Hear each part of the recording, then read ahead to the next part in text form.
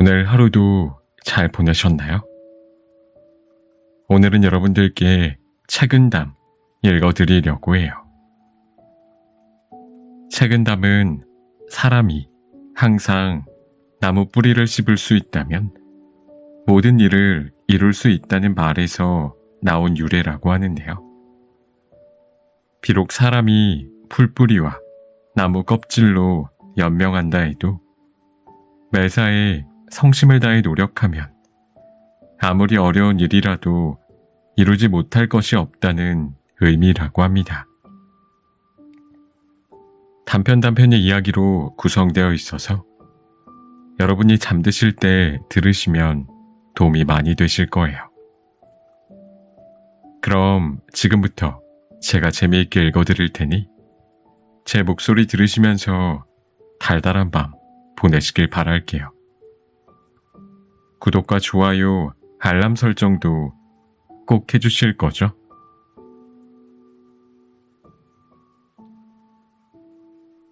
각기 다른 사람의 감정. 연나라의 왕이 인재를 등용하고자 고심하고 있었다. 그러나 여러 중신들과 의견이 맞지 않아 선뜻 마음에 드는 사람을 뽑을 수가 없었다. 그러던 어느 날 덕행과 학식이 뛰어난 설결이라는 선사를 불러 이 문제에 대한 고견을 들으려고 했다. 어떤 자를 훌륭하다고 할 수 있겠소? 또 어떤 자를 쓸모 있다고 할 수 있는 것이오? 선사는 잠시 생각하다가 입을 열었다. 글쎄요. 아니, 선사처럼 학식과 덕이 높은 사람도 명쾌한 대답을 해주지 못하니 어찌된 일이오? 그것은 왕께서 인재를 보시는 기준이 조정의 중신들이 인재를 보는 기준과 서로 다르기 때문입니다. 그건 무슨 말이오?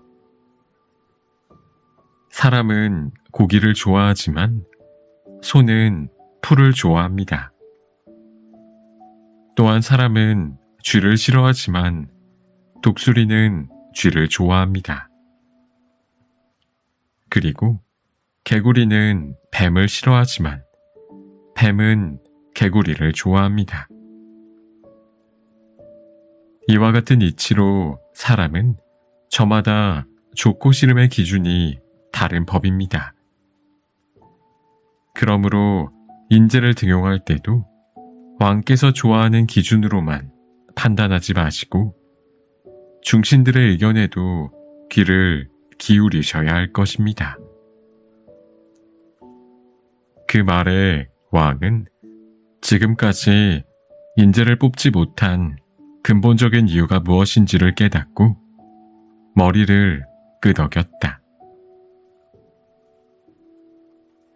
세상에서 가장 위대한 사람. 한 소년이 이 세상에서 가장 위대한 사람을 찾기 위해 집을 나섰다. 하지만 여러 날을 헤매며 찾아다녀도 그런 사람을 만날 수가 없었다. 소년은 그래도 단념하지 않고 바다를 건너고 사막을 지나 위대한 사람을 찾아다녔다. 어느 날 소년은 산중을 헤매다가 지친 몸을 잠시 쉬려고 나무 그늘에 앉았다. 소년이 잠시 졸다가 눈을 떠보니 웬 노인이 소년 앞에 서 있었다. 노인은 흰 수염을 길게 늘어뜨린 채 맑은 눈으로 소년을 쳐다보고 있었다. 소년은 문득 이 노인이야말로 자기가 찾던 사람이 아닐까 하는 생각이 들었다. 노인이 나직한 목소리로 소년에게 물었다. 왜 이런 산중에서 졸고 있느냐? 예, 저는 세상에서 가장 위대한 분을 찾아다니고 있는 중입니다. 소년은 노인에게 자초지종을 설명해 주었다. 소년의 이야기를 다 들은 노인이 입가에 잔잔한 미소를 띠며 말했다. 지금까지 공연한 고생을 했구나. 내가 찾고 있는 사람을 내가 가르쳐 주마. 예? 정말이세요? 지금 당장 내 집으로 돌아가거라. 그러면 내가 찾고 있는 사람이 신발도 신지 않고 달려 나올 것이다. 그 말을 남긴 채 노인은 호련히 사라졌다. 소년은 노인이 말한 대로 한달음에 집으로 달려갔다. 그러자 과연 누군가가 맨발로 뛰어나와 소년을 반겨 맞았다.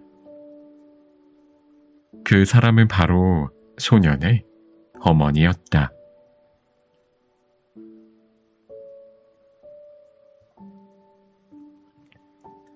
학문보다 소중한 것. 자신의 학문이 최고이며 세상에서 자기 실력을 따라올 사람이 없다며 자만에 빠져 있는 노인이 있었다. 어느 날 노인은 강을 건너기 위해 나룻배를 탔다. 뱃사공은 아직 앳된 소년이었다. 배가 출발하자 노인은 방금 출발했던 나무 숲을 그윽히 바라보며 소년에게 물었다. 얘야, 저 숲에 대해 깊이 생각해 본 적이 있느냐? 노인의 느닷없는 질문에 소년이 대답했다. 아니요, 저는 그저 나무와 풀과 새들이 어우러져 있는 숲이라고 생각하고 있었습니다. 노인이 딱하다는 표정을 지으며 소년에게 말했다.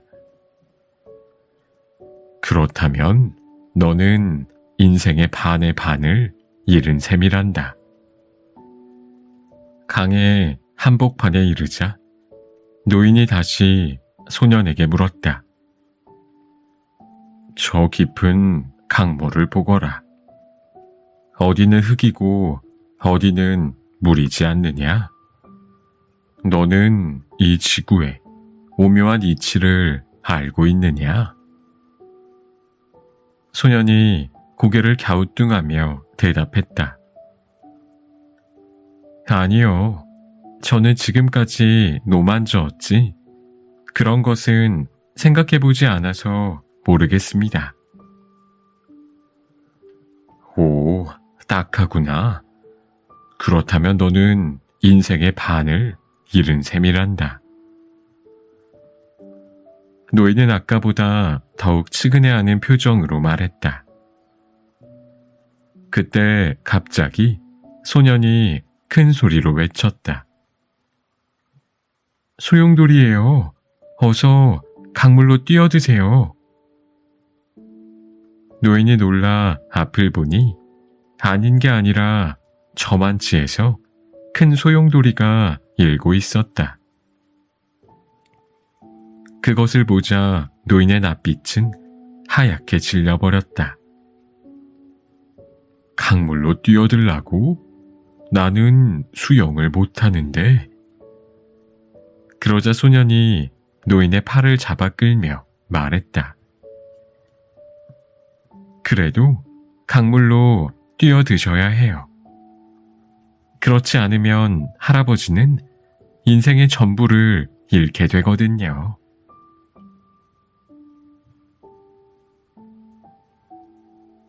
음식 냄새와 동전 소리. 어느 마을에 부유층들이 드나드는 호화롭고 큰 식당이 있었다. 음식값이 너무 비싸 가난한 이들은 들어갈 엄두도 내지 못했다.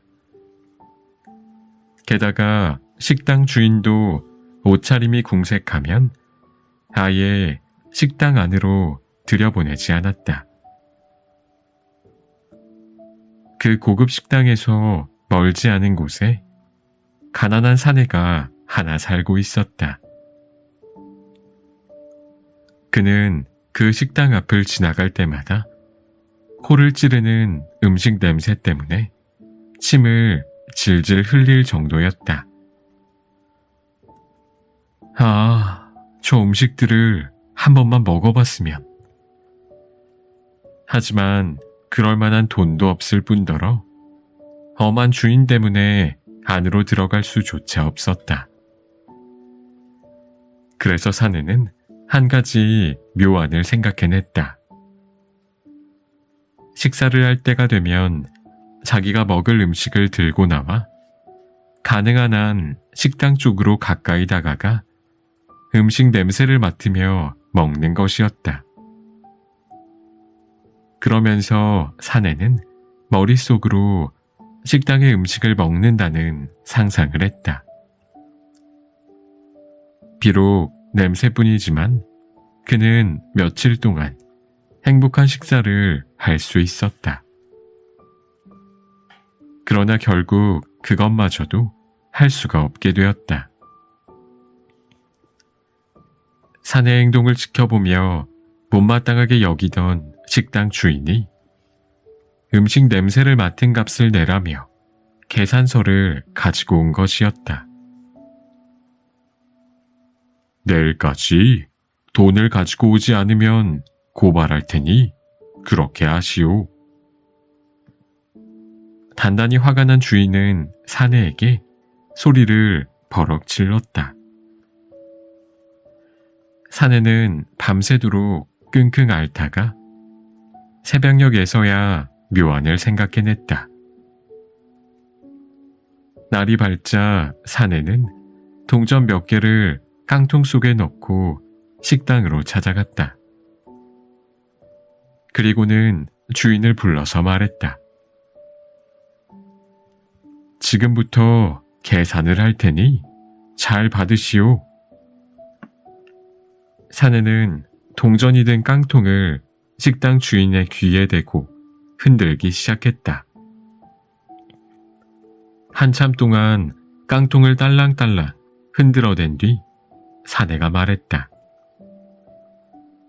자, 이만하면 음식 냄새 값을 다 지불하고도 남을 것이오. 거스름 또는 팁이니 그냥 가지시오. 하하하. 사내는 호탕하게 웃으며 식당 문을 향해 걸어갔으나 주인은 아무 말도 하지 못했다.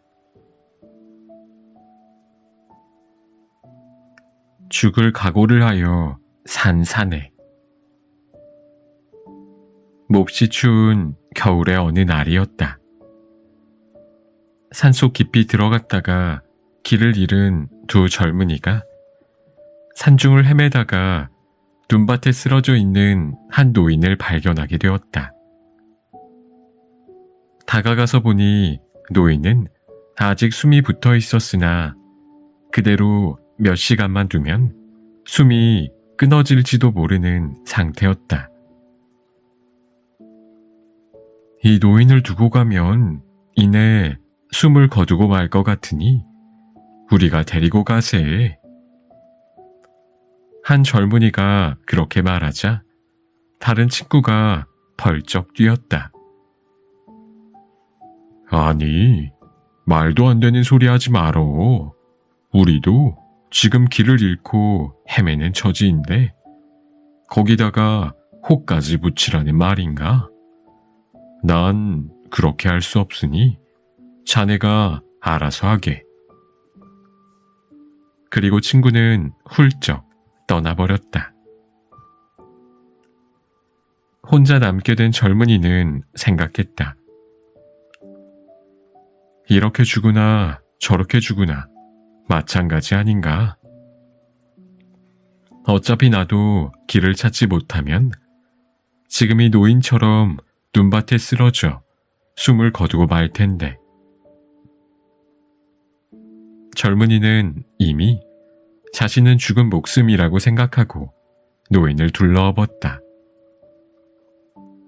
숨을 헐떡거리며 한참을 걸어가다 보니 또 한 사람이 저만치에 쓰러져 있었다. 노인을 내려놓고 가까이 가서 보니 아까 혼자 떠나버린 친구였다. 이 친구야? 정신 차려. 이게 어떻게 된 일이야? 그러나 친구의 몸은 이미 싸늘하게 식은 채 숨을 거둔 뒤였다. 젊은이는 이미 죽은 사람보다는 아직 숨이 붙어있는 사람을 업고 가는 것이 낫겠다는 생각에 다시 노인을 업고 길을 떠났다. 마침내 젊은이는 노인을 들쳐업고 며칠 동안 산속을 헤맨 끝에 길을 찾아내 마을로 돌아오게 되었다. 살을 애는 듯한 혹한 속에서도 젊은이가 살 수 있었던 것은 하늘의 뜻이라고 말할 수밖에 없었다. 젊은이는 노인을 업고 뛰느라고 온 몸이 땀에 젖었고 등에 업힌 노인도 젊은이의 체온을 받아 얼어 죽지 않고 살 수가 있었던 것이다. 결국 젊은이는 남의 목숨을 구해주려다가 자신의 목숨을 건지게 된 셈이었다.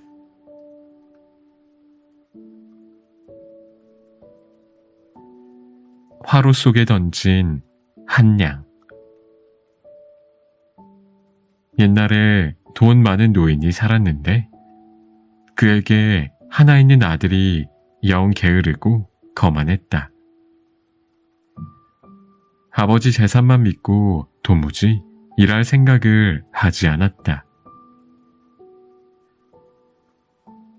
게다가 돈 알기를 우습게 알고 가난한 사람들을 무시했다. 참 큰일이구나. 저래가지고 앞으로 내가 죽으면 어떻게 살아갈 수 있단 말인가. 노인은 자나깨나 그것이 걱정이었다. 그래서 이 궁리 저 궁리를 하다가 하루는 아들을 불러 말했다. 내 힘으로 돈 한 냥만 벌어와 보거라. 하지만 평생 돈 한 푼 벌어보지 못한 아들은 어떻게 해야 할지 몰라 우두커니 앉아만 있었다. 다음 날도 그 다음 날도 아들은 돈 버는 방법을 몰라 밖으로 나갈 수가 없었다. 그래서 보다 못한 아들의 어머니가 몰래 한 냥을 주었다. 이 돈을 아버지께 갖다 드려라. 하지만 아버지는 이 사실을 알고 엄하게 꾸짖었다. 내가 노력해서 번 돈이 아닌데 왜 이 늙은 아비를 속이려 드느냐? 그리고 부인은 도대체 아들을 이렇게 나약하게 가르쳐서 어떻게 하려고 그러시오? 노인은 부인과 아들을 앉혀놓고 호통을 쳤다. 이튿날 아들은 돈을 벌어오겠다며 집 밖으로 나갔다. 그러고는 하루 종일 땀 흘리며 힘들게 일해 한 냥을 벌어 저녁 늦게 집으로 돌아왔다. 아버님, 제 힘으로 번 돈입니다. 아들은 아버지에게 한 냥을 내밀었다. 정말 내 힘으로 번 돈이냐? 노인은 아들의 눈을 똑바로 쳐다보며 물었다. 예, 그렇습니다. 그러나 노인은 갑자기 아들이 준 한 양을 화롯불 속에 내던지며 소리쳤다. 내가 보기에 내 힘으로 번 것 같지가 않다. 그러자 아들은 화들짝 놀라며 뜨거운 화롯 속에 손을 넣어 엽전을 꺼내 들었다. 아니, 아버님, 이 귀중한 돈을 왜 화로에 던져버리십니까? 노인은 그제야 입가에 미소를 띠며 아들에게 말했다. 이제야 제정신을 차렸구나.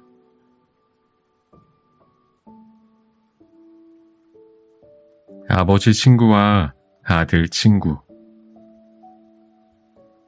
옛날 어느 마을에 아무나 친구로 삼아 어울려 다니는 청년이 있었다. 하루는 친구를 사귀는데 너무 분별이 없다고 생각한 청년의 아버지가 아들을 불러서 말했다.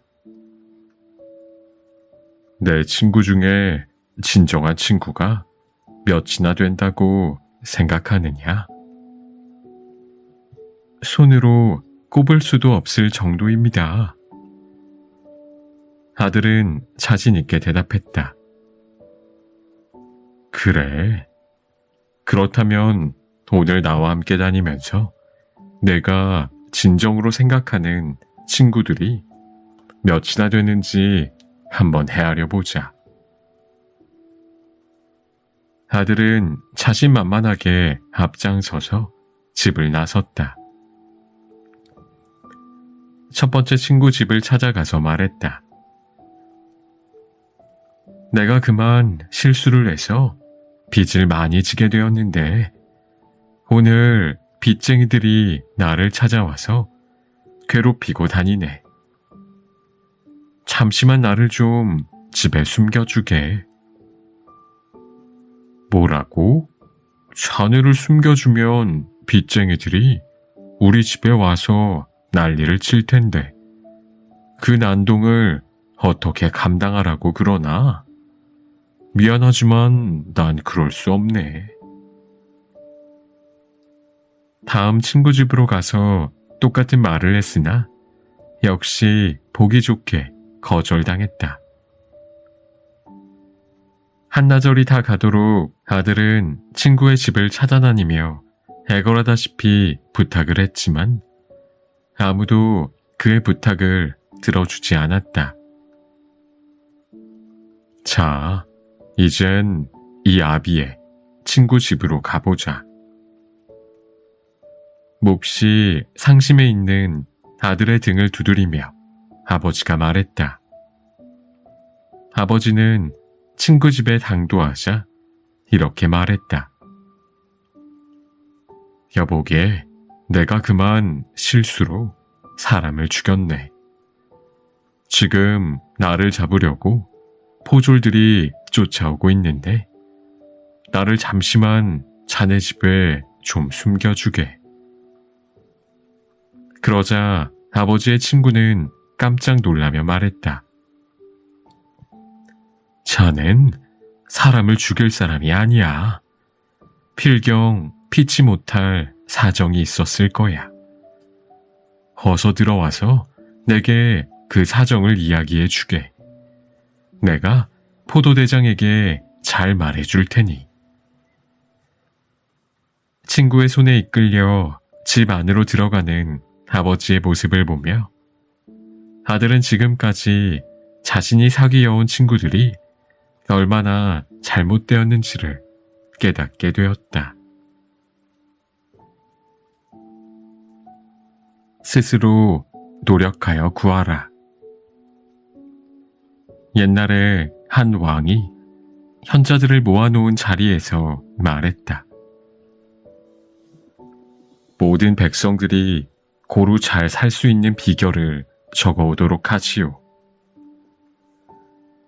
왕은 나라 안에서 이름을 떨치고 있는 현자들이 모두 모인 터라 반드시 훌륭한 결과가 있으리라고 생각했다. 몇 달 후 현자들은 열심히 연구하여 백성들이 잘 살 수 있는 비결을 10권의 책에 적어 왕에게 바쳤다. 왕은 며칠에 걸쳐 10권의 책을 모두 읽은 뒤 다시 현자들을 불러들여 말했다. 백성들에게 10권은 다 읽기에 너무 많으니 분량을 줄이도록 하시오. 왕의 명을 받들어 현자들은 다시 밤을 새워 연구한 끝에 책을 5권으로 줄여 가지고 왔다. 그러나 왕은 그것도 너무 많다며 다시 분량을 줄이라고 명했다. 현자들은 5권을 다시 3권으로 줄였다. 하지만 이번에도 왕은 분량을 줄이라고 명령했다. 그래서 현자들은 1권으로 압축하여 바쳤으나 왕은 그것도 많다며 고개를 저었다. 현자들은 다시 의논을 거듭한 끝에 종이 한 장에 10권의 내용을 압축하여 왕에게 바쳤다. 이것도 너무 많소. 더 줄이도록 하시오. 마침내 현자들은 한 구절의 말을 만들어 왕에게 바쳤다. 그랬더니 왕은 그제야 무릎을 쳤다. 옳지, 바로 이것이야. 모든 백성들이 고루 잘 살 수 있는 비결이 담긴 말은 바로 이것이었다. 공짜는 없다.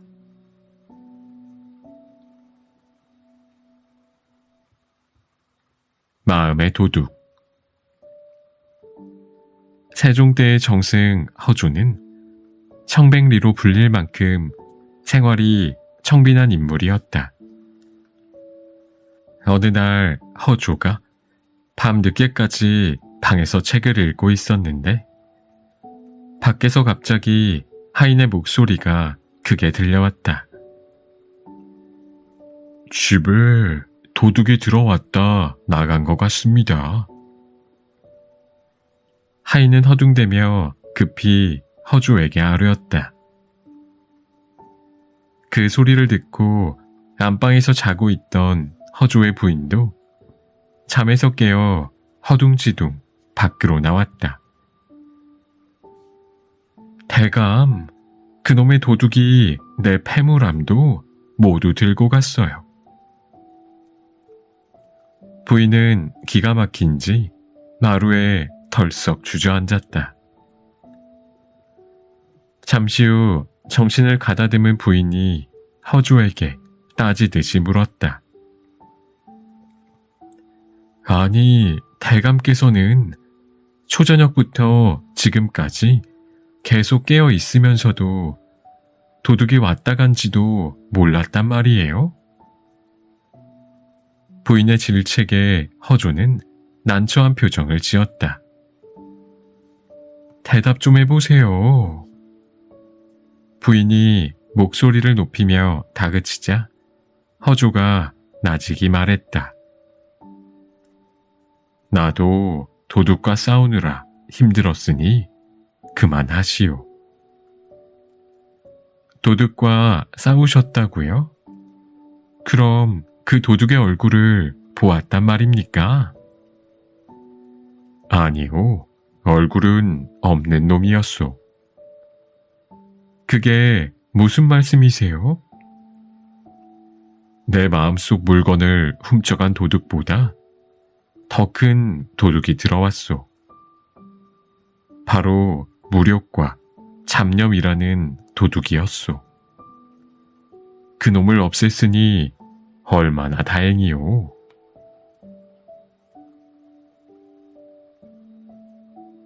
형식에 얽매이지 않는 삶. 중국 동진 때의 서예가인 왕이지는 유유자적한 마음을 갖고 있던 사람이었다. 어느 날 밤에 큰 눈이 내려 세상이 온통 은세계로 변했다. 그는 한밤중에 잠에서 깨어나 무심코 창문을 열었다. 그랬더니 천지가 하얗게 변해 있었던 것이다. 그는 하얀 세상에 이끌려 밖으로 나왔다. 그러고는 눈 위를 거닐다가 문득 멀리 사는 한 친구가 생각났다. 신비스러운 풍경에 도취된 그는 한밤중이었음에도 불구하고 그 길로 배를 타고 친구에게로 갔다. 밤새도록 노를 저어 새벽녘에야 친구의 집 근처에 도착했으나 그는 친구를 만나지 않고 그냥 돌아와 버렸다. 이 사실을 알게 된 어떤 이가 이상하게 여겨 까닭을 묻자 그는 이렇게 대답했다. 나 스스로 흥에 취해 친구를 찾아갔다가 흥이 다해 돌아왔는데 굳이 친구를 만나볼 필요가 있겠는가? 그는 결코 친구를 소중히 여기지 않아 만나보지도 않고 그냥 돌아온 게 아니었다. 하얗게 변해버린 세상을 보는 순간 가슴 밑바닥으로부터 솟아난 자신의 흥겨운 감정을 조금이라도 더 유지하고 싶어 친구를 만나지 않았던 것이다. 친구를 찾아갔으면 꼭 친구를 만나야 한다는 형식적인 일에 구애를 받았더라면 그의 흥겨운 감정은 흔적도 없이 사라졌을 것이다.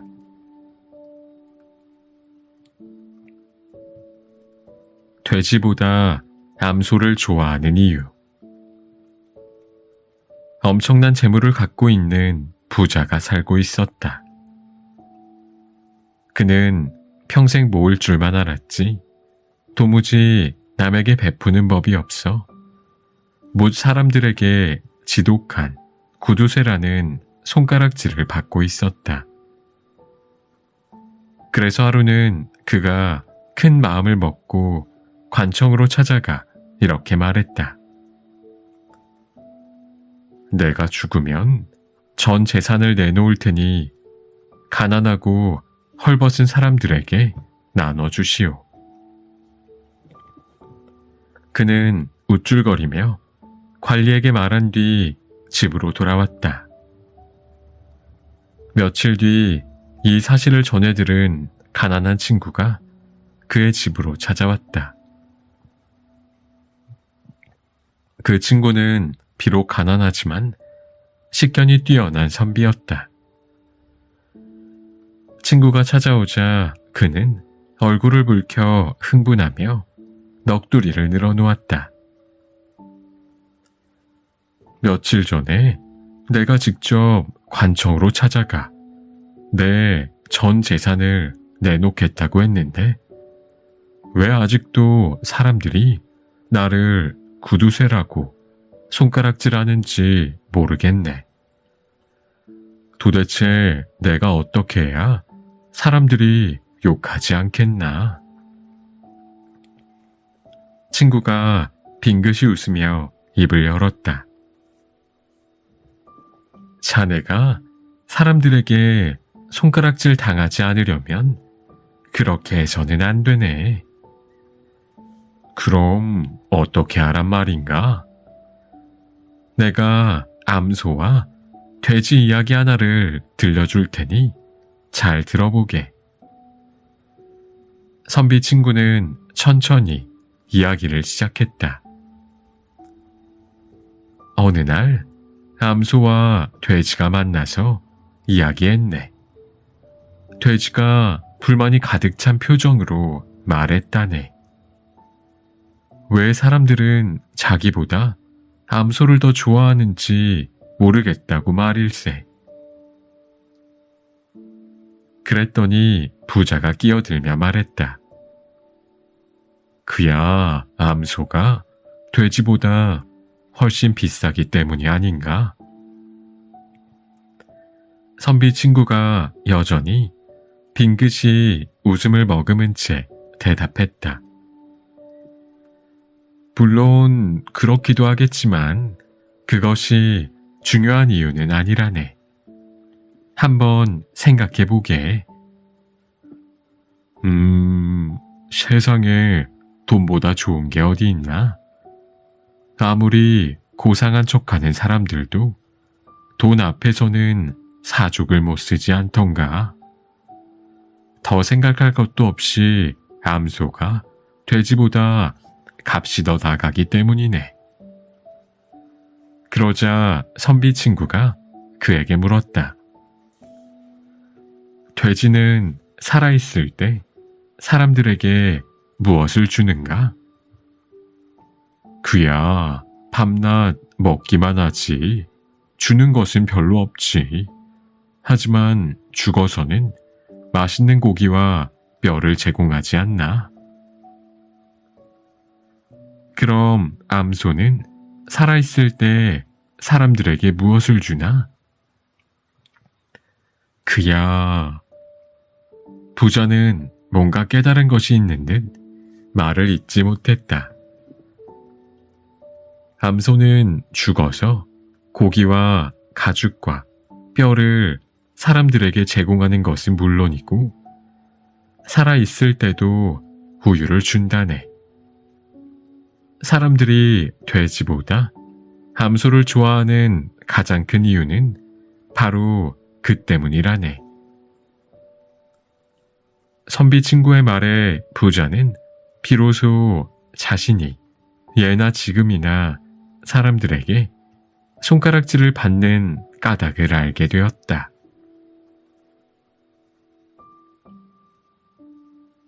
손 가는 대로 마음 가는 대로. 옛날 충청도 지방에 이름난 효자 두 사람이 살고 있었다. 그들은 각각 박씨성과 윤씨성을 가진 사람들이었다. 두 사람은 남들이 다 아는 이름난 효자였지만 정작 두 사람은 서로 만난 적이 없어 각자의 부모를 어떻게 모시고 있는지 알지 못했다. 그래서 어느 추운 겨울날 윤씨 효자가 박씨 효자의 효행을 알아보기 위해 그의 집으로 찾아갔다. 하늘도 감동한다는 효성을 지니셨다 하여 배우러 왔습니다. 윤씨는 공손하게 인사를 했다. 별 말씀을. 저도 형씨의 효성을 들어 익히 알고 있습니다. 들어오시지요. 방으로 들어오자 박씨는 이름난 효자답게 먼저 윤씨 어머니의 안부부터 물었다. 날씨가 매우 찬데 요즘 자당께서는 어떻게 지내고 계십니까? 그렇잖아도 요즘 날이 너무 추워서 안방 아랫목에 두툼한 비단 이불을 깔아드리고 입이 심심하실까봐 맛난 덕알을 만들어 차려드리고 있습니다. 그런데 형씨의 자당께 인사를 여쭈어야 할 텐데 아까부터 뵙지를 못하겠군요. 어디 외출하셨나요? 박씨는 대답 대신 가만히 뒷곁으로 나 있는 쪽문을 열었다. 그러자 뒷곁 채마밭에서 백발이 성성한 노파 하나가 언 땅에 호미질을 하고 있는 게 보였다. 아니, 저분이 형씨의 자당이십니까? 그렇습니다. 내가 잘못 찾아온 것 같군. 세상에 이런 불효가 어디 있단 말이오. 난 이만 돌아가겠소. 윤 씨가 화를 내며 일어서자 박 씨가 말했다. 나는 어머님을 모실 때 절대 무엇을 강요한 적이 없습니다. 어머님의 마음이 편하시도록, 그리고 하고 싶은 일도 마음껏 하시도록 해드린답니다. 그 말에 윤 씨는 화를 낸 자신이 부끄러워 얼굴이 붉어졌다.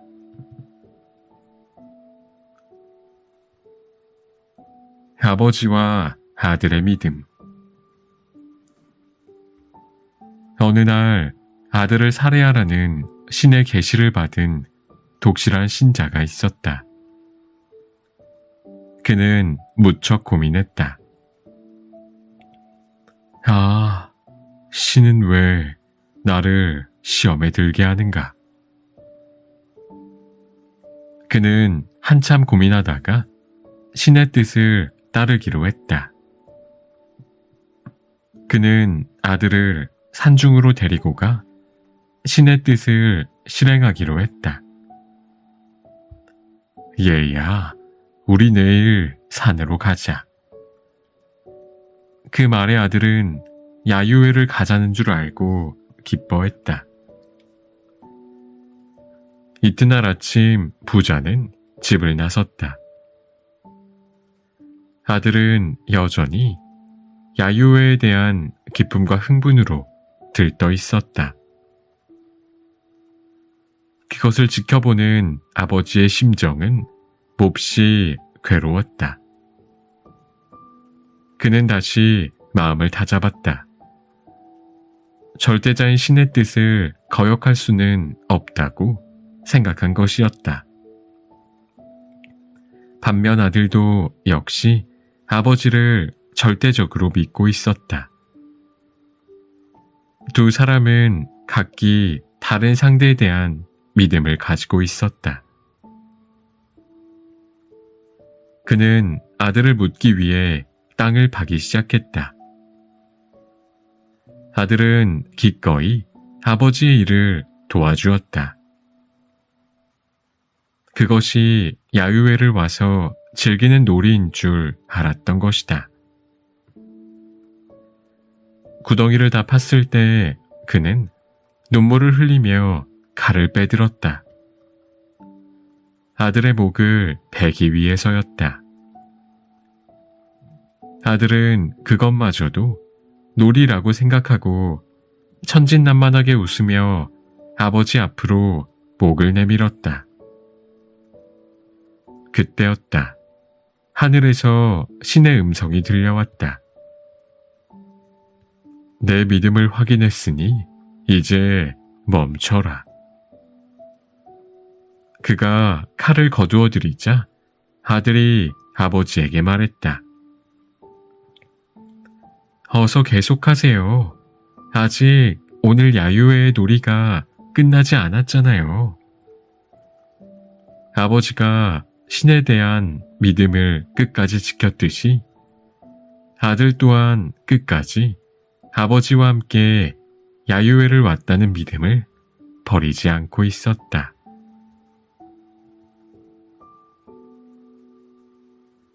인내를 일깨워준 친구의 조언. 옛날에 같은 서당에서 학문을 익힌 친구 두 사람이 있었다. 그들은 열심히 학문을 닦아 한 친구가 먼저 벼슬길에 올랐고, 그로부터 몇 년 뒤에 다른 한 친구도 관직을 얻어 임지로 가게 되었다. 임지로 부임하기 전날, 뒤에 관직을 얻은 자는 친구들을 불러 연회를 베풀었다. 그 자리에는 예전에 함께 학업을 했던 친구도 참석했다. 그는 이제 막 임지로 떠나는 친구에게 꼭 해줄 말이 있다며 이렇게 말했다.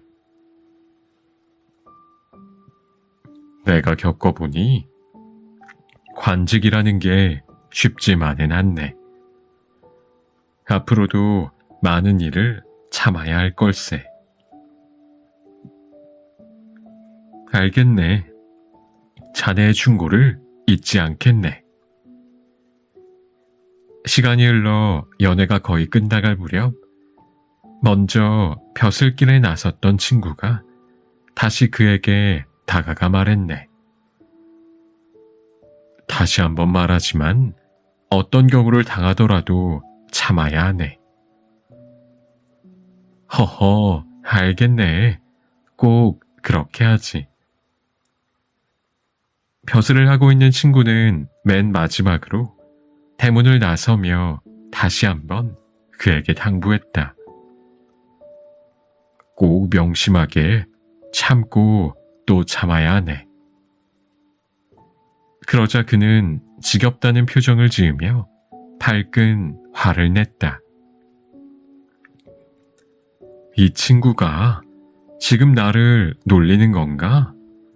알았다는데 왜 같은 말을 몇 번씩이나 하나? 그 말에 친구는 실망스러운 낯이 되어 중얼거렸다. 그것 보게나. 이제 겨우 같은 말을 3번 했을 뿐인데 그것도 참아내지 못하지 않았나? 인내라는 것이 그렇게 어려운 일일세. 그는 친구의 말에 부끄러워 고개를 숙였다.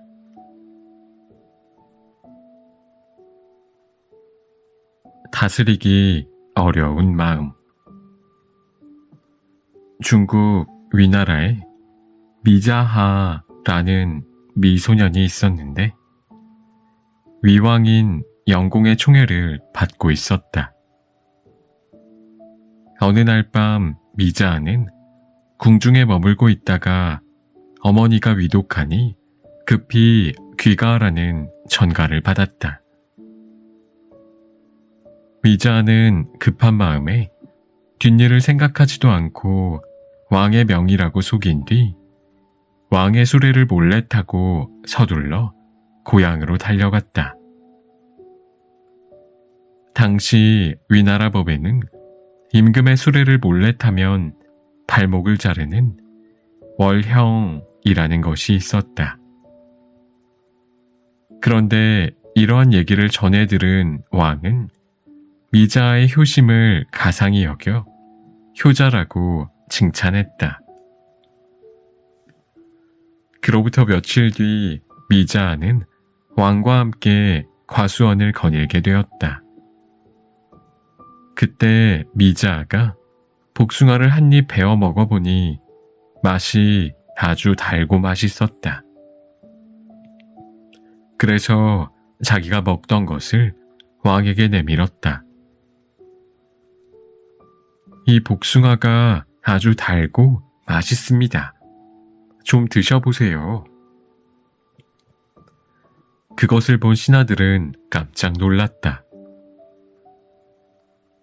아니, 이게 무슨 버릇없는 짓인가? 감히 자기가 먹다 남은 복숭아를 임금님께 드리다니.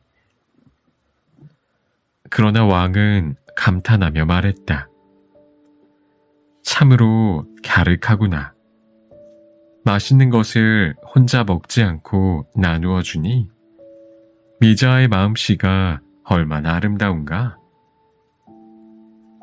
몇 해가 지나자 미자의 귀여운 얼굴빛도 시들게 되었다.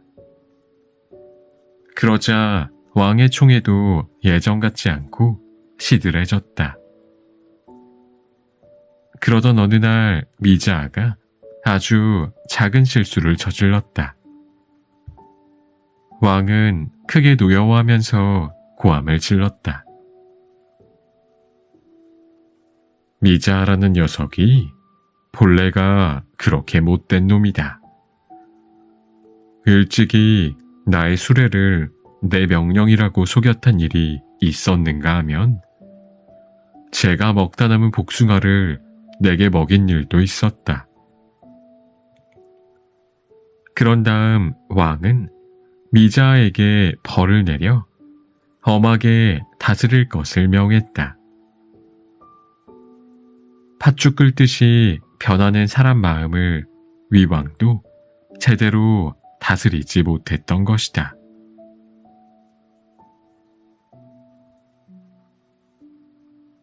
시각의 차이.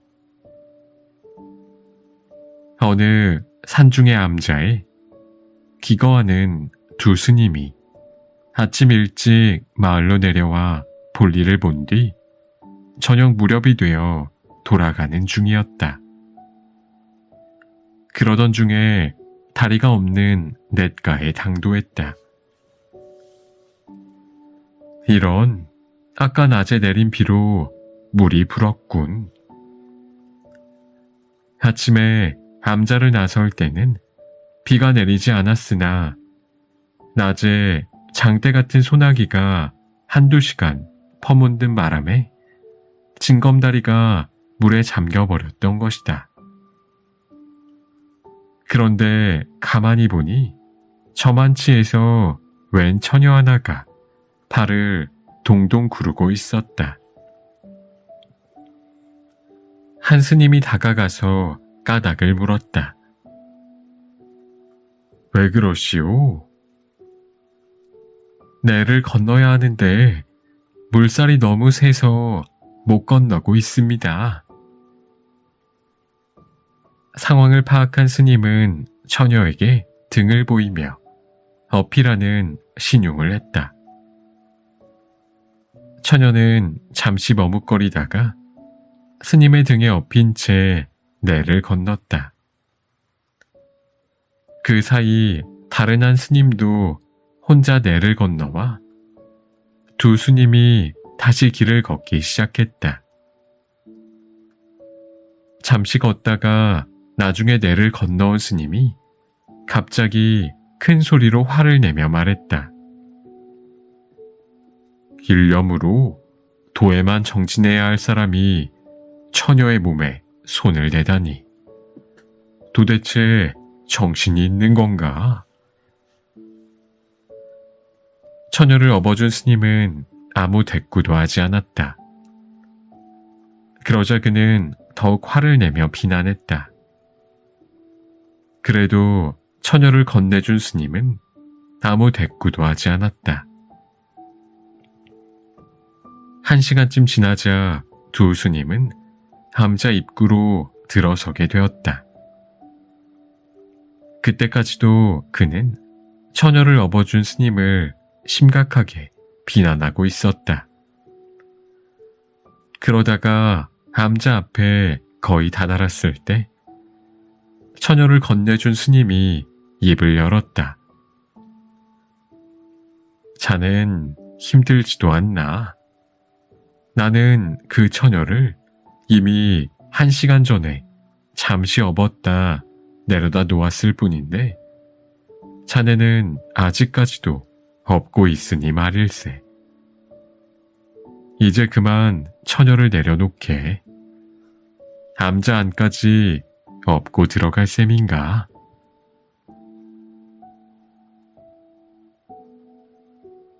죄를 인정한 늙은 죄수. 너그럽고 공정한 정책을 펼쳐 백성들의 신임을 두텁게 얻고 있는 왕이 있었다. 어느 날 왕이 죄수들이 갇혀있는 감옥을 방문했다. 죄수들은 왕의 마음이 너그럽다는 사실을 알고 있었기 때문에 이번 기회에 말을 잘해서 석방을 해달라고 매달려 볼 참이었다. 아닌 게 아니라 왕이 감옥에 들어서자마자 죄수들은 아우성이었다. 왕이 한 죄수에게 물었다. 너는 무슨 죄를 짓고 감옥에 오게 되었느냐? 그러자 질문을 받은 죄수는 기다렸다는 듯이 말했다. 저는 아무 죄도 없습니다.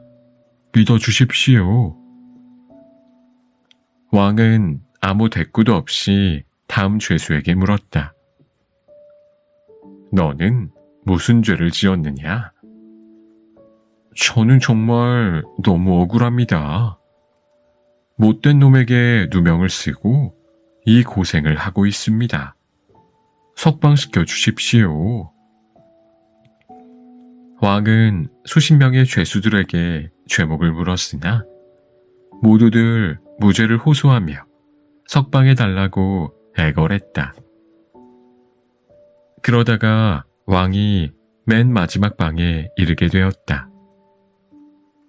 그 방에는 아우성치는 다른 죄수들과는 달리 늙은 죄수 하나가 고개를 숙인 채 앉아 있었다. 왕이 다가가 물었다.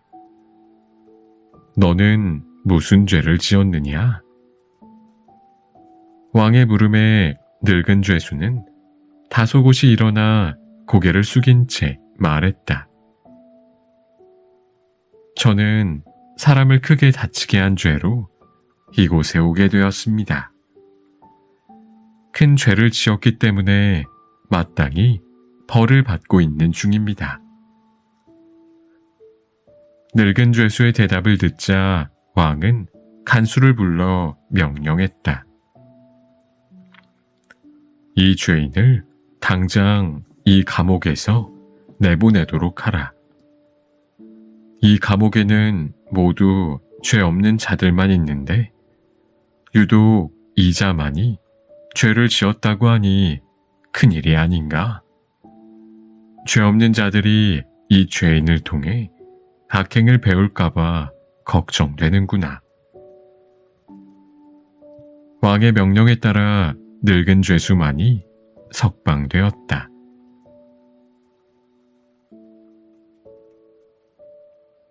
각기 다른 사람의 감정.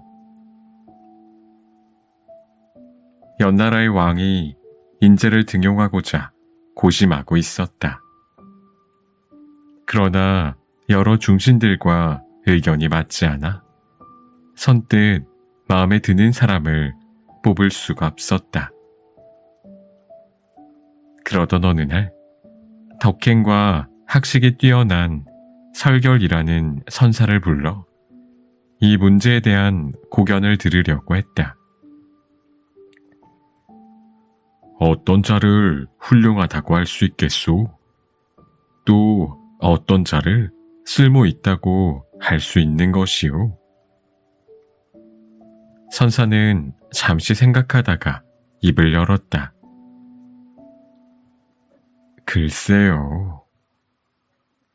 아니, 선사처럼 학식과 덕이 높은 사람도 명쾌한 대답을 해주지 못하니 어찌된 일이오? 그것은 왕께서 인재를 보시는 기준이 조정의 중신들이 인재를 보는 기준과 서로 다르기 때문입니다. 그건 무슨 말이오? 사람은 고기를 좋아하지만 소는 풀을 좋아합니다. 또한 사람은 쥐를 싫어하지만 독수리는 쥐를 좋아합니다. 그리고 개구리는 뱀을 싫어하지만 뱀은 개구리를 좋아합니다. 이와 같은 이치로 사람은 저마다 좋고 싫음의 기준이 다른 법입니다. 그러므로 인재를 등용할 때도 왕께서 좋아하는 기준으로만 판단하지 마시고 중신들의 의견에도 귀를 기울이셔야 할 것입니다. 그 말에 왕은 지금까지 인재를 뽑지 못한 근본적인 이유가 무엇인지를 깨닫고 머리를 끄덕였다. 세상에서 가장 위대한 사람. 한 소년이 이 세상에서 가장 위대한 사람을 찾기 위해 집을 나섰다. 하지만 여러 날을 헤매며 찾아다녀도 그런 사람을 만날 수가 없었다.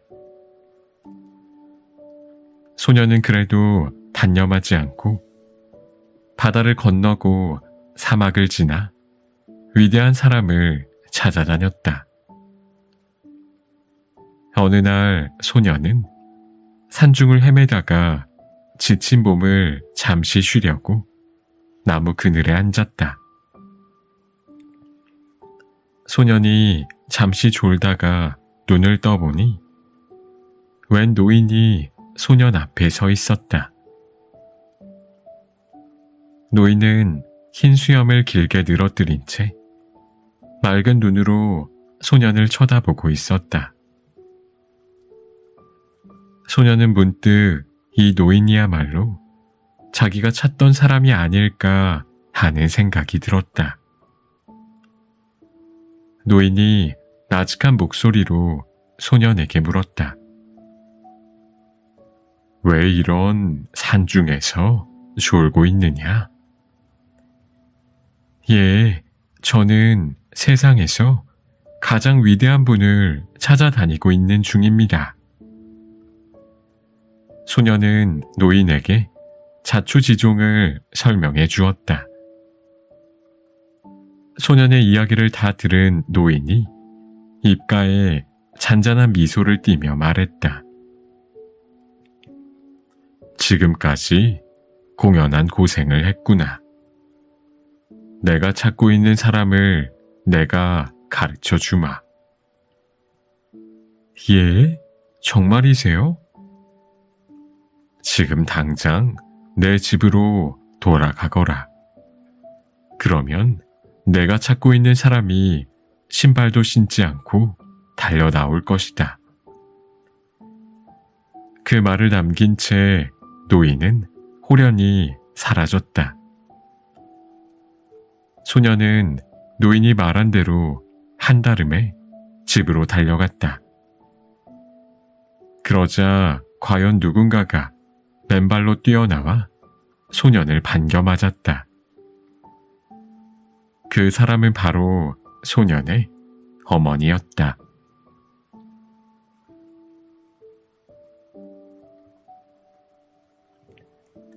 학문보다 소중한 것. 자신의 학문이 최고이며 세상에서 자기 실력을 따라올 사람이 없다며 자만에 빠져있는 노인이 있었다. 어느 날 노인은 강을 건너기 위해 나룻배를 탔다. 뱃사공은 아직 앳된 소년이었다. 배가 출발하자 노인은 방금 출발했던 나무 숲을 그윽히 바라보며 소년에게 물었다. 얘야, 저 숲에 대해 깊이 생각해 본 적이 있느냐? 노인의 느닷없는 질문에 소년이 대답했다. 아니요, 저는 그저 나무와 풀과 새들이 어우러져 있는 숲이라고 생각하고 있었습니다. 노인이 딱하다는 표정을 지으며 소년에게 말했다. 그렇다면 너는 인생의 반의 반을 잃은 셈이란다. 강의 한복판에 이르자 노인이 다시 소년에게 물었다. 저 깊은 강물을 보거라. 어디는 흙이고 어디는 물이지 않느냐? 너는 이 지구의 오묘한 이치를 알고 있느냐? 소년이 고개를 갸우뚱하며 대답했다. 아니요. 저는 지금까지 노만 저었지. 그런 것은 생각해보지 않아서 모르겠습니다. 오, 딱하구나.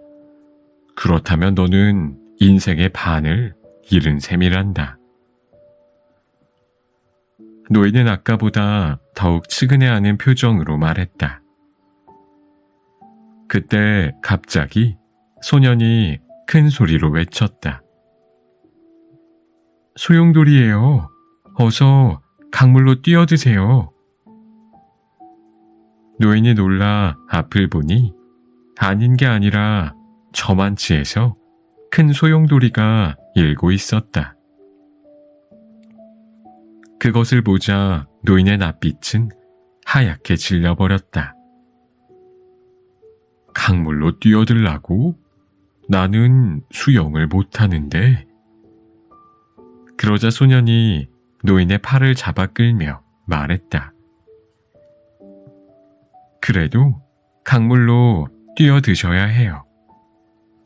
그렇지 않으면 할아버지는 인생의 전부를 잃게 되거든요.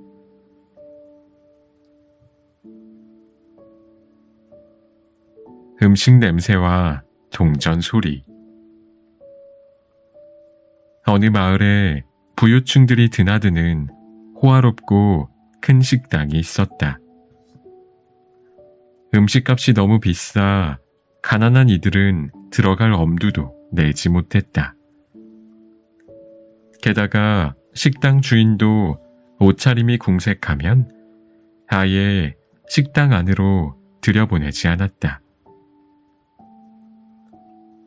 그 고급 식당에서 멀지 않은 곳에 가난한 사내가 하나 살고 있었다.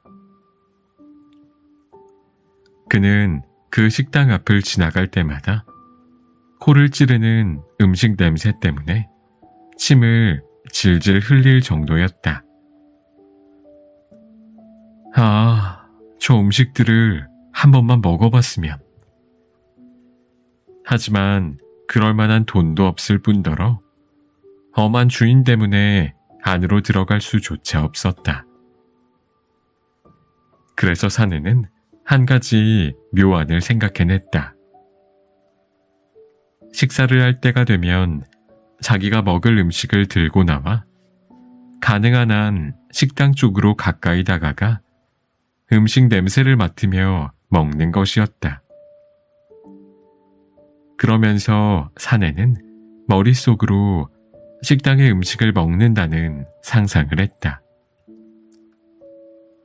비록 냄새뿐이지만 그는 며칠 동안 행복한 식사를 할 수 있었다. 그러나 결국 그것마저도 할 수가 없게 되었다. 사내의 행동을 지켜보며 못마땅하게 여기던 식당 주인이 음식 냄새를 맡은 값을 내라며 계산서를 가지고 온 것이었다. 내일까지 돈을 가지고 오지 않으면 고발할 테니 그렇게 하시오. 단단히 화가 난 주인은 사내에게 소리를 버럭 질렀다. 사내는 밤새도록 끙끙 앓다가 새벽녘에서야 묘안을 생각해냈다. 날이 밝자 사내는 동전 몇 개를 깡통 속에 넣고 식당으로 찾아갔다. 그리고는 주인을 불러서 말했다. 지금부터 계산을 할 테니 잘 받으시오. 사내는 동전이 든 깡통을 식당 주인의 귀에 대고 흔들기 시작했다. 한참 동안 깡통을 딸랑딸랑 흔들어댄 뒤 사내가 말했다. 자, 이만하면 음식 냄새 값을 다 지불하고도 남을 것이오. 거스름 또는 팁이니 그냥 가지시오. 하하하.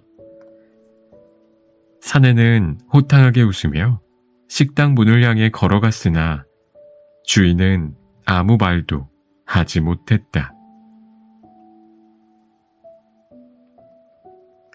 죽을 각오를 하여 산 사내. 몹시 추운 겨울의 어느 날이었다. 산속 깊이 들어갔다가 길을 잃은 두 젊은이가 산중을 헤매다가 눈밭에 쓰러져 있는 한 노인을 발견하게 되었다. 다가가서 보니 노인은 아직 숨이 붙어 있었으나 그대로 몇 시간만 두면 숨이 끊어질지도 모르는 상태였다. 이 노인을 두고 가면 이내 숨을 거두고 말 것 같으니 우리가 데리고 가세. 한 젊은이가 그렇게 말하자 다른 친구가 벌쩍 뛰었다. 아니, 말도 안 되는 소리 하지 말어. 우리도 지금 길을 잃고 헤매는 처지인데 거기다가 혹까지 붙이라는 말인가? 난 그렇게 할 수 없으니 자네가 알아서 하게. 그리고 친구는 훌쩍 떠나버렸다. 혼자 남게 된 젊은이는 생각했다. 이렇게 죽으나 저렇게 죽으나 마찬가지 아닌가? 어차피 나도 길을 찾지 못하면 지금 이 노인처럼 눈밭에 쓰러져 숨을 거두고 말 텐데. 젊은이는 이미 자신은 죽은 목숨이라고 생각하고 노인을 둘러엎었다.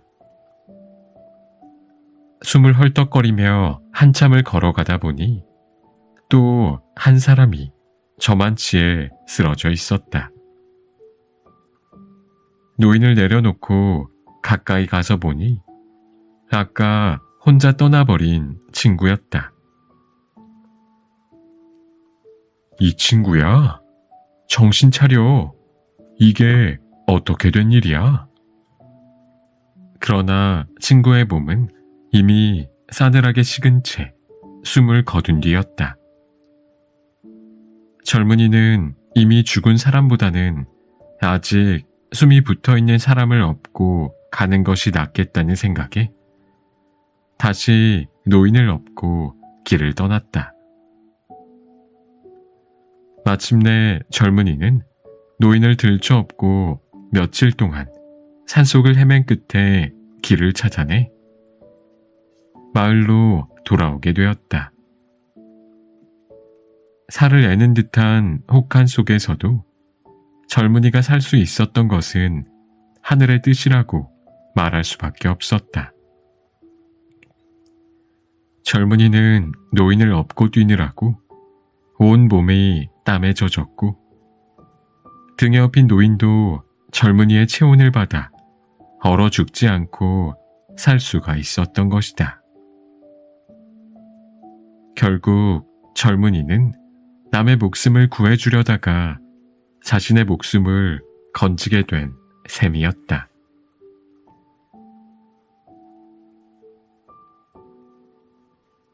화로 속에 던진 한 양. 옛날에 돈 많은 노인이 살았는데 그에게 하나 있는 아들이 영 게으르고 거만했다. 아버지 재산만 믿고 도무지 일할 생각을 하지 않았다. 게다가 돈 알기를 우습게 알고 가난한 사람들을 무시했다. 참 큰일이구나. 저래가지고 앞으로 내가 죽으면 어떻게 살아갈 수 있단 말인가. 노인은 자나깨나 그것이 걱정이었다. 그래서 이 궁리 저 궁리를 하다가 하루는 아들을 불러 말했다. 내 힘으로 돈 한 냥만 벌어와 보거라. 하지만 평생 돈 한 푼 벌어보지 못한 아들은 어떻게 해야 할지 몰라 우두커니 앉아만 있었다. 다음 날도 그 다음 날도 아들은 돈 버는 방법을 몰라 밖으로 나갈 수가 없었다. 그래서 보다 못한 아들의 어머니가 몰래 한 양을 주었다. 이 돈을 아버지께 갖다 드려라. 하지만 아버지는 이 사실을 알고 엄하게 꾸짖었다. 내가 노력해서 번 돈이 아닌데 왜 이 늙은 아비를 속이려 드느냐? 그리고 부인은 도대체 아들을 이렇게 나약하게 가르쳐서 어떻게 하려고 그러시오? 노인은 부인과 아들을 앉혀놓고 호통을 쳤다. 이튿날 아들은 돈을 벌어 오겠다며 집 밖으로 나갔다. 그러고는 하루 종일 땀 흘리며 힘들게 일해 한 냥을 벌어 저녁 늦게 집으로 돌아왔다. 아버님, 제 힘으로 번 돈입니다. 아들은 아버지에게 한 냥을 내밀었다. 정말 내 힘으로 번 돈이냐? 노인은 아들의 눈을 똑바로 쳐다보며 물었다. 예, 그렇습니다. 그러나 노인은 갑자기 아들이 준 한 냥을 화롯불 속에 내던지며 소리쳤다. 내가 보기에 내 힘으로 번 것 같지가 않다. 그러자 아들은 화들짝 놀라며 뜨거운 화로 속에 손을 넣어 엽전을 꺼내 들었다. 아니, 아버님, 이 귀중한 돈을 왜 화로에 던져버리십니까? 노인은 그제야 입가에 미소를 띠며 아들에게 말했다. 이제야 제정신을 차렸구나.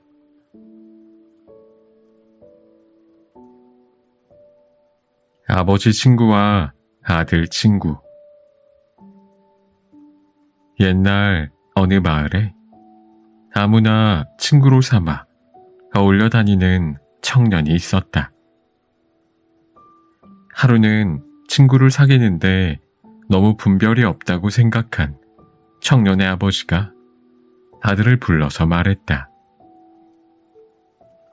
내 친구 중에 진정한 친구가 몇이나 된다고 생각하느냐?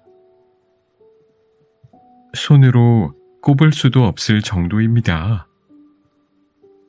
아들은 자신 있게 대답했다. 그래.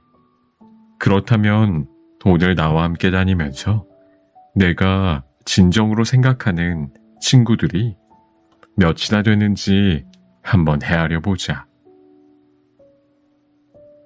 아들은 자신만만하게 앞장서서 집을 나섰다. 첫 번째 친구 집을 찾아가서 말했다. 내가 그만 실수를 해서 빚을 많이 지게 되었는데 오늘 빚쟁이들이 나를 찾아와서 괴롭히고 다니네. 잠시만 나를 좀 집에 숨겨주게. 뭐라고?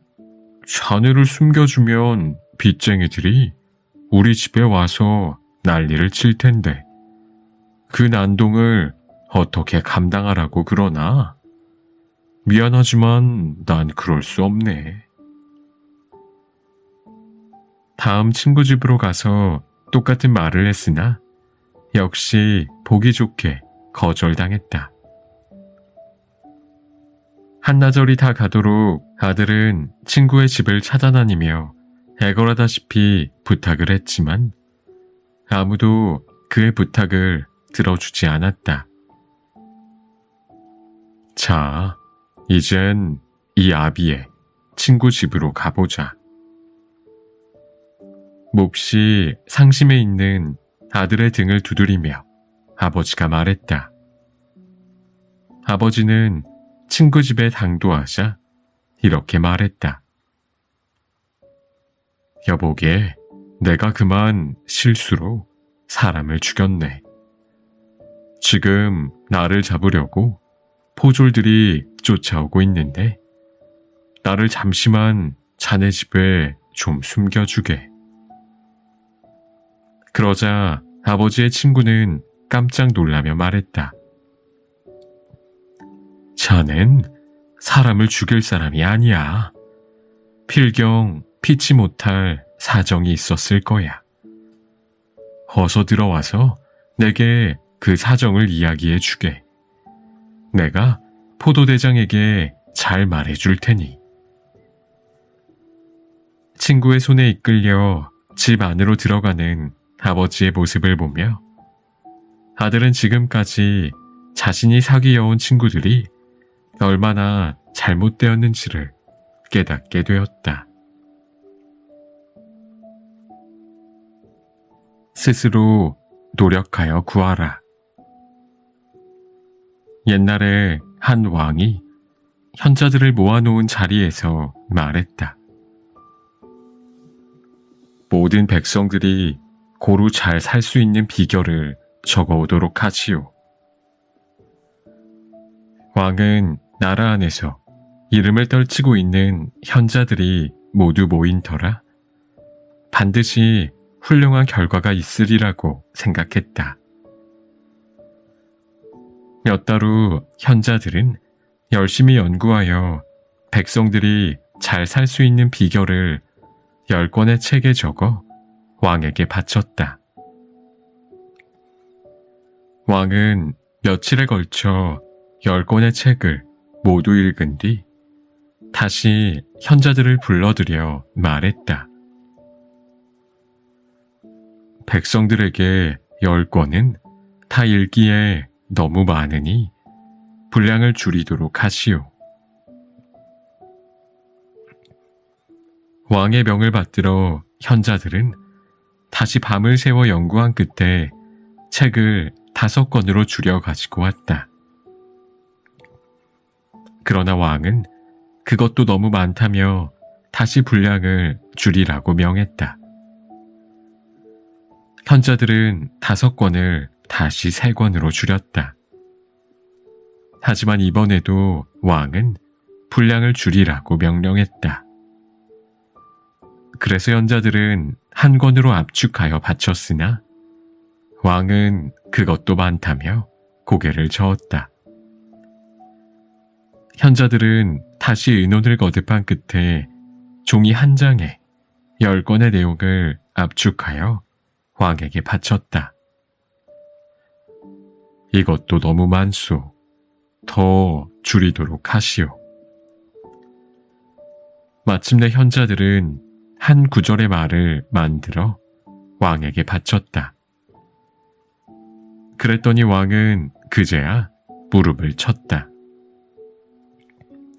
옳지, 바로 이것이야.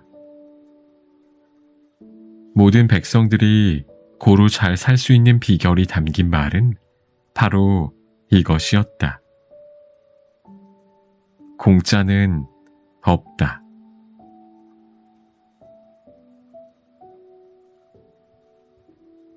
마음의 도둑.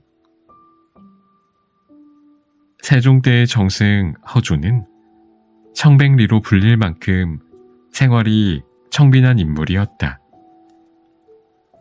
어느 날 허조가 밤 늦게까지 방에서 책을 읽고 있었는데 밖에서 갑자기 하인의 목소리가 크게 들려왔다.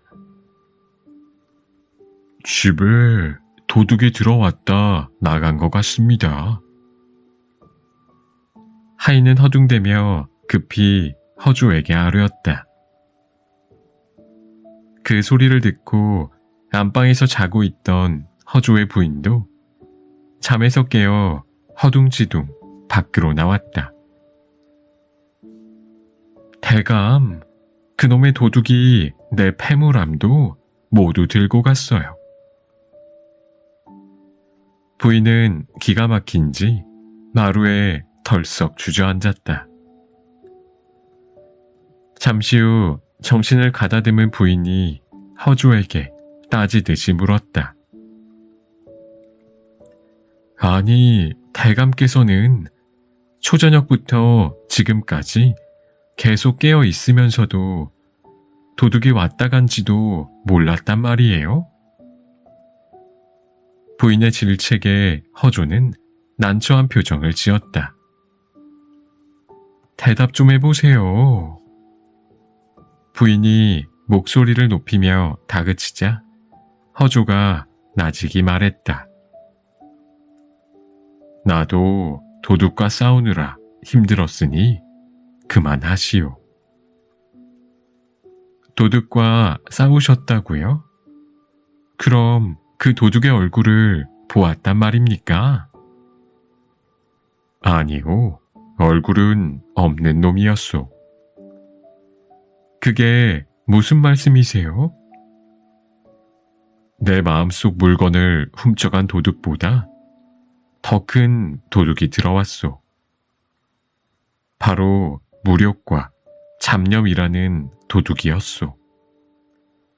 그 놈을 없앴으니 얼마나 다행이오.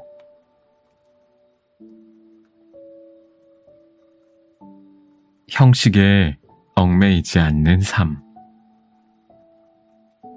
중국 동진 때의 서예가인 왕이지는 유유자적한 마음을 갖고 있던 사람이었다. 어느 날 밤에 큰 눈이 내려 세상이 온통 은세계로 변했다. 그는 한밤중에 잠에서 깨어나 무심코 창문을 열었다. 그랬더니 천지가 하얗게 변해 있었던 것이다. 그는 하얀 세상에 이끌려 밖으로 나왔다. 그러고는 눈 위를 거닐다가 문득 멀리 사는 한 친구가 생각났다.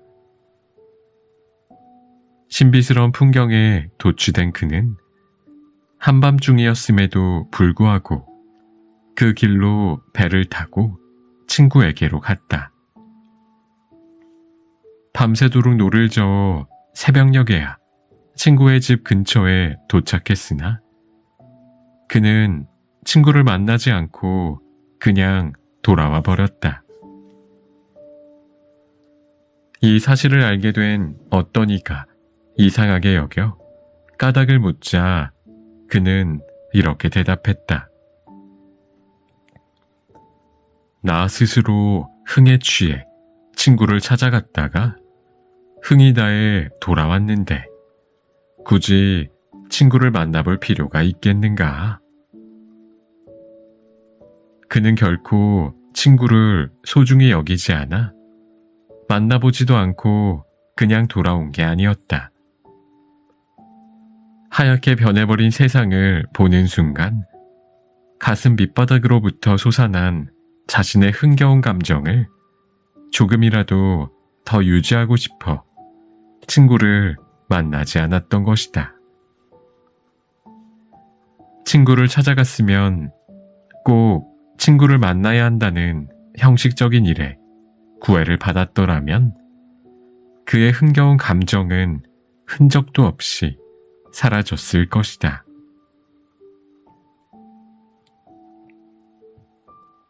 돼지보다 암소를 좋아하는 이유. 엄청난 재물을 갖고 있는 부자가 살고 있었다. 그는 평생 모을 줄만 알았지 도무지 남에게 베푸는 법이 없어 못 사람들에게 지독한 구두쇠라는 손가락질을 받고 있었다. 그래서 하루는 그가 큰 마음을 먹고 관청으로 찾아가 이렇게 말했다. 내가 죽으면 전 재산을 내놓을 테니 가난하고 헐벗은 사람들에게 나눠주시오. 그는 우쭐거리며 관리에게 말한 뒤 집으로 돌아왔다. 며칠 뒤 이 사실을 전해 들은 가난한 친구가 그의 집으로 찾아왔다. 그 친구는 비록 가난하지만 식견이 뛰어난 선비였다. 친구가 찾아오자 그는 얼굴을 붉혀 흥분하며 넋두리를 늘어놓았다. 며칠 전에 내가 직접 관청으로 찾아가 내 전 재산을 내놓겠다고 했는데 왜 아직도 사람들이 나를 구두쇠라고 손가락질하는지 모르겠네. 도대체 내가 어떻게 해야 사람들이 욕하지 않겠나? 친구가 빙긋이 웃으며 입을 열었다. 자네가 사람들에게 손가락질 당하지 않으려면 그렇게 해서는 안 되네. 그럼 어떻게 하란 말인가? 내가 암소와 돼지 이야기 하나를 들려줄 테니 잘 들어보게. 선비 친구는 천천히 이야기를 시작했다. 어느 날 암소와 돼지가 만나서 이야기했네. 돼지가 불만이 가득 찬 표정으로 말했다네. 왜 사람들은 자기보다 암소를 더 좋아하는지 모르겠다고 말일세. 그랬더니 부자가 끼어들며 말했다. 그야 암소가 돼지보다 훨씬 비싸기 때문이 아닌가? 선비 친구가 여전히 빙긋이 웃음을 머금은 채 대답했다. 물론 그렇기도 하겠지만 그것이 중요한 이유는 아니라네. 한번 생각해보게. 세상에 돈보다 좋은 게 어디 있나? 아무리 고상한 척하는 사람들도 돈 앞에서는 사족을 못 쓰지 않던가. 더 생각할 것도 없이 암소가 돼지보다 값이 더 나가기 때문이네. 그러자 선비 친구가 그에게 물었다. 돼지는 살아있을 때 사람들에게 무엇을 주는가? 그야 밤낮 먹기만 하지 주는 것은 별로 없지. 하지만 죽어서는 맛있는 고기와 뼈를 제공하지 않나? 그럼 암소는 살아있을 때 사람들에게 무엇을 주나? 그야... 부자는 뭔가 깨달은 것이 있는 듯 말을 잇지 못했다. 암소는 죽어서 고기와 가죽과 뼈를 사람들에게 제공하는 것은 물론이고 살아있을 때도 우유를 준다네. 사람들이 돼지보다 암소를 좋아하는 가장 큰 이유는 바로 그 때문이라네. 선비 친구의 말에 부자는 비로소 자신이 예나 지금이나 사람들에게 손가락질을 받는 까닭을 알게 되었다.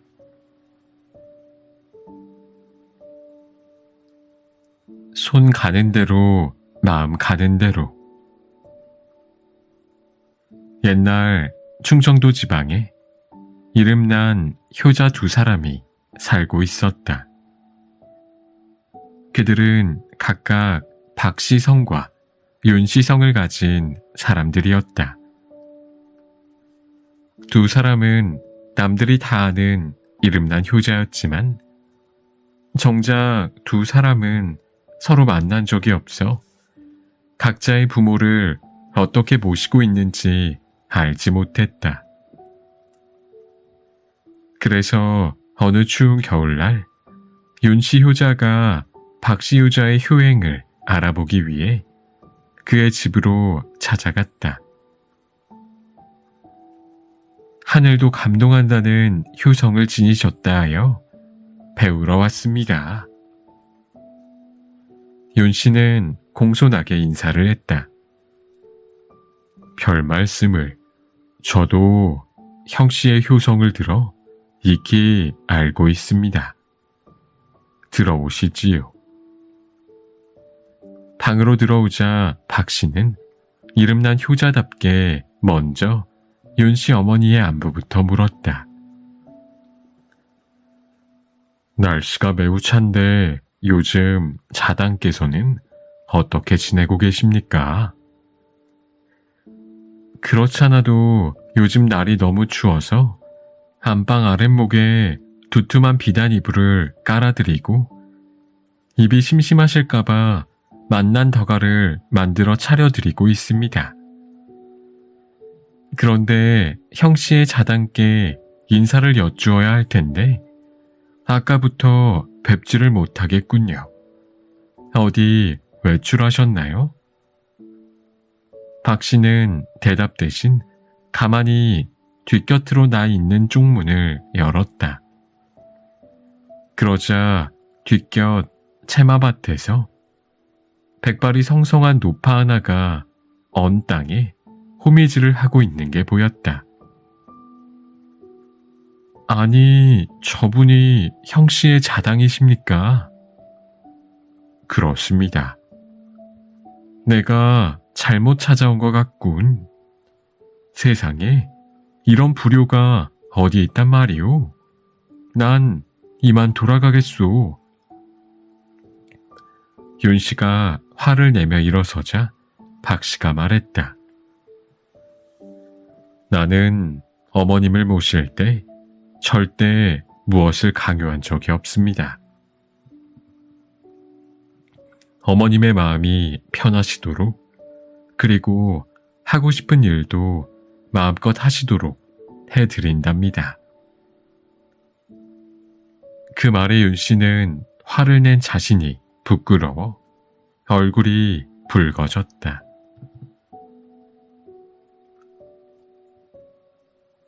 아버지와 아들의 믿음. 어느 날 아들을 살해하라는 신의 계시를 받은 독실한 신자가 있었다. 그는 무척 고민했다. 아, 신은 왜 나를 시험에 들게 하는가? 그는 한참 고민하다가 신의 뜻을 따르기로 했다. 그는 아들을 산중으로 데리고 가 신의 뜻을 실행하기로 했다. 얘야, 우리 내일 산으로 가자.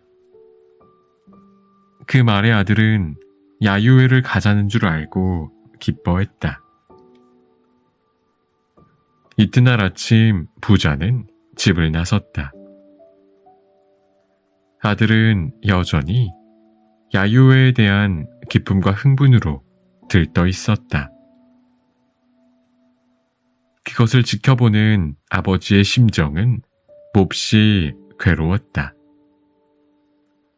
그는 다시 마음을 다잡았다. 절대자인 신의 뜻을 거역할 수는 없다고 생각한 것이었다. 반면 아들도 역시 아버지를 절대적으로 믿고 있었다. 두 사람은 각기 다른 상대에 대한 믿음을 가지고 있었다. 그는 아들을 묻기 위해 땅을 파기 시작했다. 아들은 기꺼이 아버지의 일을 도와주었다. 그것이 야유회를 와서 즐기는 놀이인 줄 알았던 것이다. 구덩이를 다 팠을 때 그는 눈물을 흘리며 칼을 빼들었다. 아들의 목을 베기 위해서였다. 아들은 그것마저도 놀이라고 생각하고 천진난만하게 웃으며 아버지 앞으로 목을 내밀었다. 그때였다. 하늘에서 신의 음성이 들려왔다. 내 믿음을 확인했으니 이제 멈춰라. 그가 칼을 거두어 들이자 아들이 아버지에게 말했다. 어서 계속하세요. 아직 오늘 야유회의 놀이가 끝나지 않았잖아요. 아버지가 신에 대한 믿음을 끝까지 지켰듯이 아들 또한 끝까지 아버지와 함께 야유회를 왔다는 믿음을 버리지 않고 있었다.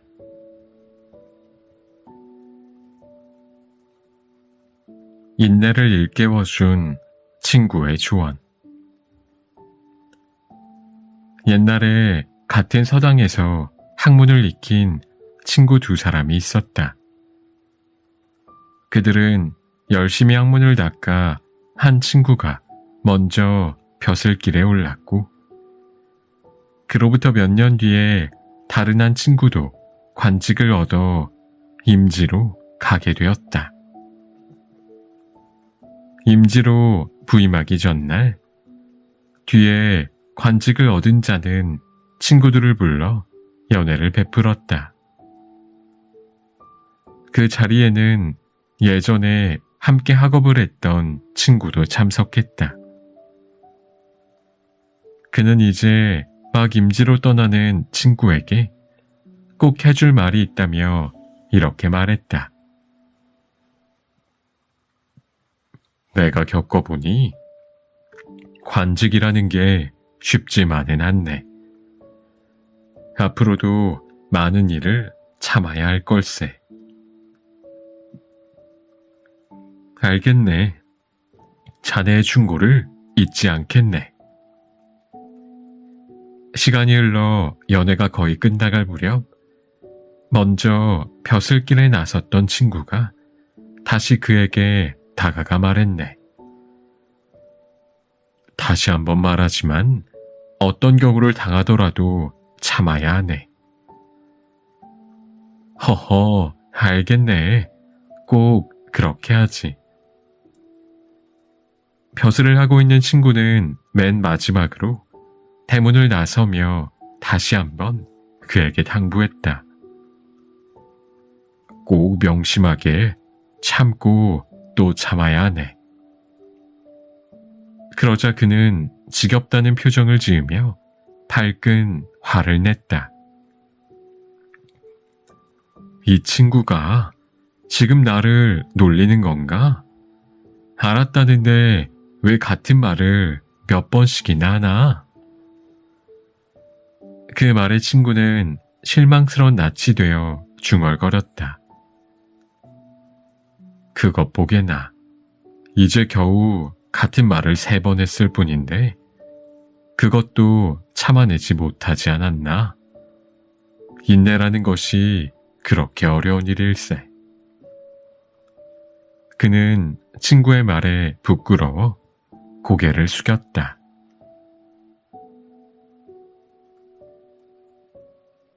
다스리기 어려운 마음. 중국 위나라에 미자하라는 미소년이 있었는데 위왕인 영공의 총애를 받고 있었다. 어느 날 밤 미자하는 궁중에 머물고 있다가 어머니가 위독하니 급히 귀가하라는 전가를 받았다. 미자하는 급한 마음에 뒷일을 생각하지도 않고 왕의 명이라고 속인 뒤 왕의 수레를 몰래 타고 서둘러 고향으로 달려갔다. 당시 위나라 법에는 임금의 수레를 몰래 타면 발목을 자르는 월형이라는 것이 있었다. 그런데 이러한 얘기를 전해 들은 왕은 미자의 효심을 가상히 여겨 효자라고 칭찬했다. 그로부터 며칠 뒤 미자는 왕과 함께 과수원을 거닐게 되었다. 그때 미자가 복숭아를 한 입 베어 먹어보니 맛이 아주 달고 맛있었다. 그래서 자기가 먹던 것을 왕에게 내밀었다. 이 복숭아가 아주 달고 맛있습니다. 좀 드셔보세요. 그것을 본 신하들은 깜짝 놀랐다. 아니, 이게 무슨 버릇없는 짓인가? 감히 자기가 먹다 남은 복숭아를 임금님께 드리다니 그러나 왕은 감탄하며 말했다. 참으로 갸륵하구나. 맛있는 것을 혼자 먹지 않고 나누어 주니 미자의 마음씨가 얼마나 아름다운가. 몇 해가 지나자 미자의 귀여운 얼굴빛도 시들게 되었다. 그러자 왕의 총애도 예전 같지 않고 시들해졌다. 그러던 어느 날 미자아가 아주 작은 실수를 저질렀다. 왕은 크게 노여워하면서 고함을 질렀다. 미자아라는 녀석이 본래가 그렇게 못된 놈이다. 일찍이 나의 수레를 내 명령이라고 속였던 일이 있었는가 하면 제가 먹다 남은 복숭아를 내게 먹인 일도 있었다. 그런 다음 왕은 미자아에게 벌을 내려 엄하게 다스릴 것을 명했다. 팥죽 끓듯이 변하는 사람 마음을 위왕도 제대로 다스리지 못했던 것이다.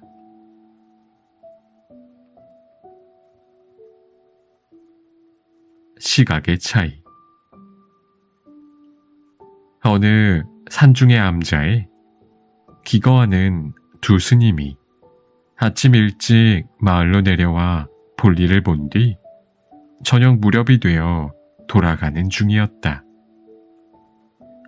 그러던 중에 다리가 없는 냇가에 당도했다. 이런, 아까 낮에 내린 비로 물이 불었군.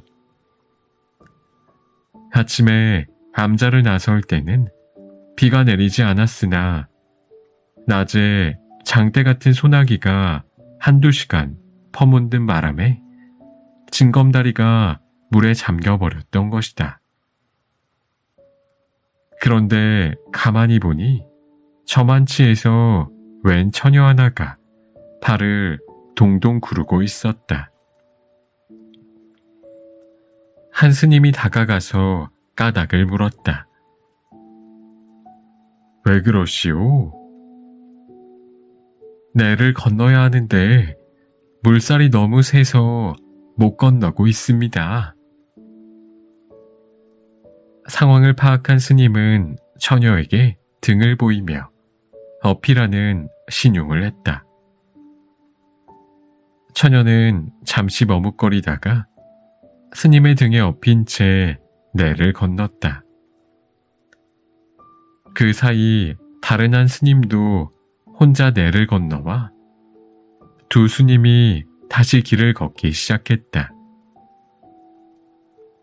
잠시 걷다가 나중에 내를 건너온 스님이 갑자기 큰 소리로 화를 내며 말했다. 일념으로 도에만 정진해야 할 사람이 처녀의 몸에 손을 대다니. 도대체 정신이 있는 건가? 처녀를 업어준 스님은 아무 대꾸도 하지 않았다.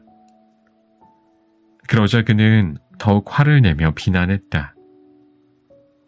그래도 처녀를 건네준 스님은 아무 대꾸도 하지 않았다. 1시간쯤 지나자 두 스님은 암자 입구로 들어서게 되었다. 그때까지도 그는 처녀를 업어준 스님을 심각하게 비난하고 있었다. 그러다가 암자 앞에 거의 다다랐을 때 처녀를 건네준 스님이 입을 열었다. 자넨 힘들지도 않나? 나는 그 처녀를 이미 1시간 전에 잠시 업었다 내려다 놓았을 뿐인데 자네는 아직까지도 업고 있으니 말일세. 이제 그만 처녀를 내려놓게. 암자 안까지 업고 들어갈 셈인가?